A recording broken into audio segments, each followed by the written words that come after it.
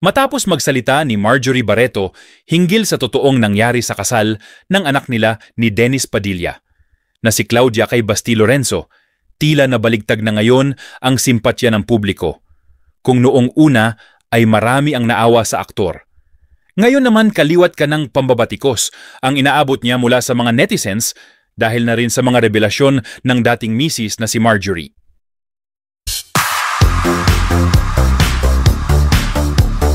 Nung nakaraan po nating Biyernes ay sinabi na namin ni Romel Chica, huwag tayo agad-agad na maging judgmental. Dahil ang naririnig pa lamang po natin ay ang mga naratibo ni Dennis Padilla. Hintayin natin ang pag-rest back ni Marjorie Barreto. At ano ang naganap, Romel Chica? Naku, eto na nga.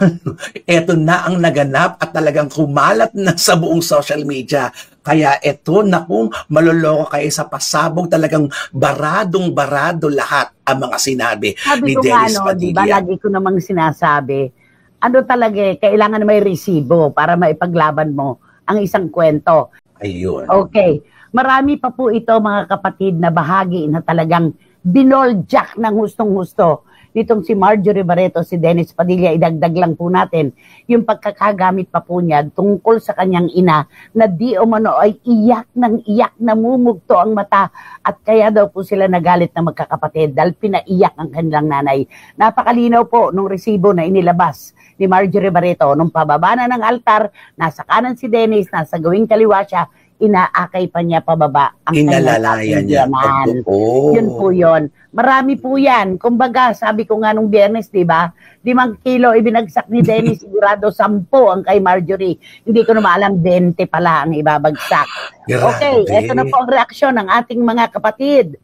Sabi ni Ching Bautista Silverio, I admire Marjorie for speaking with dignity and grace. She carefully chooses her words and speaks confidently and calmly. She knows her truth and has the evidence to back it up.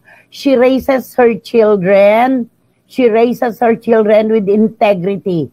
Hats off to Marjorie. At yung pambansang gate crusher na si Jean Padilla, tigilan na ang kayayaw-yaw. Hindi ka invited, no? O, ayun na. Nagalit. At sabi ni Boy Sicaragay, ang tagal ng playing pa-victim ni Mr. Bal. Tagal ng playing pa-victim ni Mr. Valdivia. Hindi ba niya alam na ang nasaktan at ang pinipintasan at binabas niya ay ang anak niya? Kaya pwede ba, Dennis, tigilan mo na ang pagpapa-interview. Konting kibot na parang feel mo, inaapi ka, pa-interview ka kagad, paawa ka talaga, Dennis. O ngayon, nagsalita na si Marjorie. Ano ka ngayon? Sabi ni Boy Sicaragay. Yun. Okay? At sabi ni Dan Clavesillas, ayan na nga ba inumpisa ni Dennis, tinapos ni Marjorie.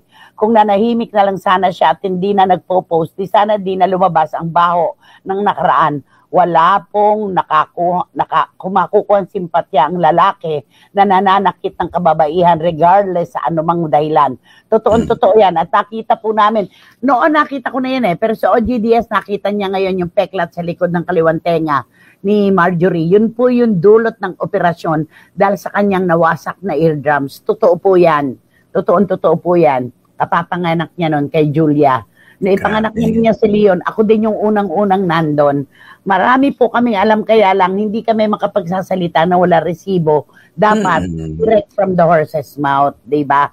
Napakahirap pakisama sa isang taong may anger issue at toxic, kaya mas lalong magiging kawawa ang mga bata kung nagkataon.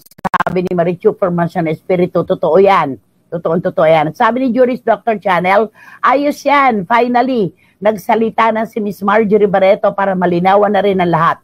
At para fair naman sa kanya, ayan tuloy, nagkabistuhan na.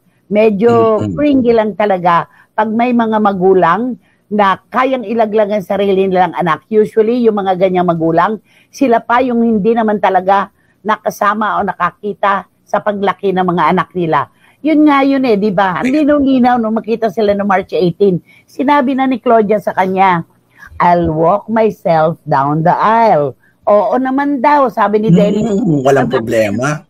Kita ng mga tao sa simbahan na pa ganyan-ganyan siya, parito, ganyan-ganyan pa raw ng ulo, nagalit na galit, kinakausap yung mga namamahala, ganito, ganyan. At meron naman isang Dexter na kinukunan siya, ready for social media. Hindi po maaari kasing itago ang katotohanan. Napakarami pong saksi sa naganap. At hindi po bingi si Marjorie para hindi marinig ang kanyang mga naratibong baligtad. Hindi rin pipi para hindi makapagsalita. Ano ka ngayon, Dennis Padilla? Sinarado mo na ang comment section ng IG mo. Paano? Kahit naman nun, wala kang nakuhang kakampi. Anak mo, wawasakin mo, di ba? Nakasama mo na 4 na taong babae, winawasak mo, kukunin mo yung mga bata, sinisiraan mo yung nanay nila. Ano yun? Sabi ni Marjorie, gusto mong bumalik ng bahay ko, yung mga bata, nagalit sa akin. Di ba?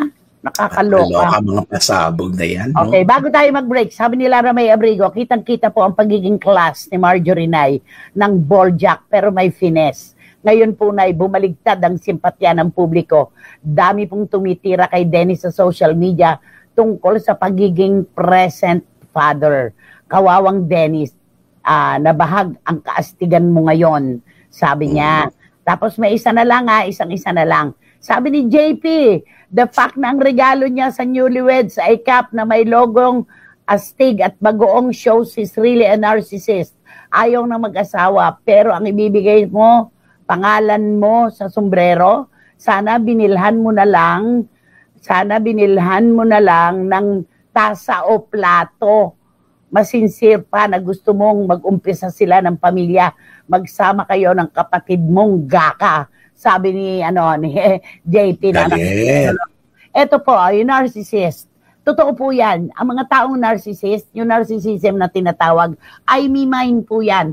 Siya ang pinakamagaling. Siya ang bida. Siya ang pinakakawawa. Siya ang pinakapobre para mapasama ang ibang tao. Ang dami nagsasabi na parang si Dennis pa ang naghukay ng mga nakatagong lihim na 18 years na palang itinatago ni Marjorie.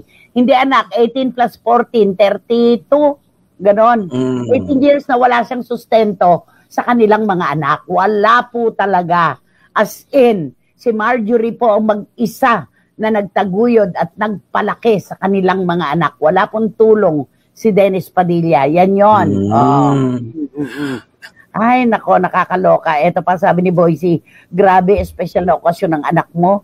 Once in a lifetime lang yon. Mangyayari sa buhay ng babae at sa anak mo. Tapos, ganun, eksena ka ng ganun. Di mo na nirespeto yung mga in-laws ni Claudia na mga disenteng tao. Totoo yan. Nakakahiya. Kaya si Marjorie, ramdam ko iyang-hiya siya dun sa kanyang mga kabalaihan.